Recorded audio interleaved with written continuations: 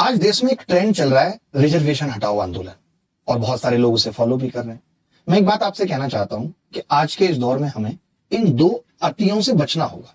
एक, सब कुछ खत्म कर दो, एक, कुछ भी मत करो। मैं खुद ये मानता हूं कि आज रिजर्वेशन में रिफॉर्म्स की जरूरत है, लेकिन जब आप बात करते हैं कि रिजर्वेशन एकदम खत्म कर दो और मैं लॉजिक पूछता हूं तो आप कहते हैं अरे मेरा दोस्त है, ऐसी कैटेगरी से आता है, देखो आज कहां पहुंच गया, मैं वहीं रह गया।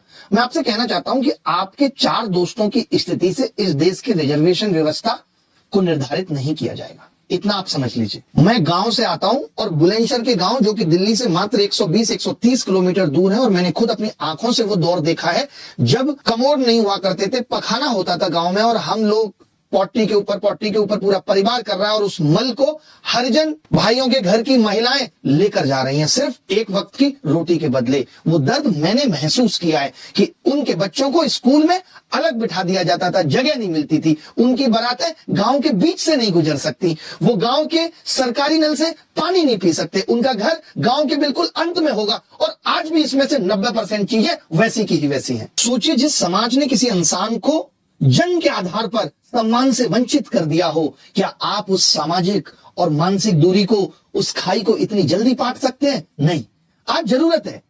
आप कहते हैं रिजर्वेशन पूरी तरीके से इकोनॉमिक बेस्ड हो जाना चाहिए, राजनीति जाति के आधार पे हो रही है, सोशल डिस्क्रिमिनेशन जाति के आधार पे है, रिजर्वेशन आप आर्थिक आधार पे चाहते हैं, ऐसा नहीं होगा ना साहब। अभी जर्नल में ईडब्ल्यूएस आया, उसका लाभ भी गलत तरीके से लिया जा रहा है। ओबीसी में क्रीमी नॉन क्रीमी लेयर का कॉन्सेप्ट आया।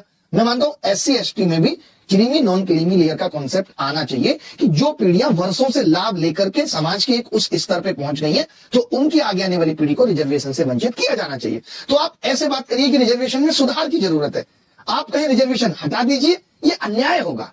और सही सुधार है रिफॉर्म, डेटा का सही इस्तेमाल करके ऐसी नीतियां बनाना, क्योंकि नीतियों का पर्पज समाज को बांटना नहीं, बल्कि एक ऐसी स्थिति पर पहुंचाना है जहां किसी विशेष सहायता की जरूरत ही ना पड़े।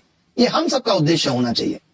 तो मैं ना तो ये कहता हूं कि रिजर्वेशन एकदम हटा देना चाहिए, बिल्कुल भी इसके पक्ष में नहीं हूं। रिजर्वेशन में सुधार की जरूरत है, ये मैं बिल्कुल मानता हूं कि हाँ, आज वो वक्त है जब रिजर्वेशन में रिफॉर्म्स की जरूरत है।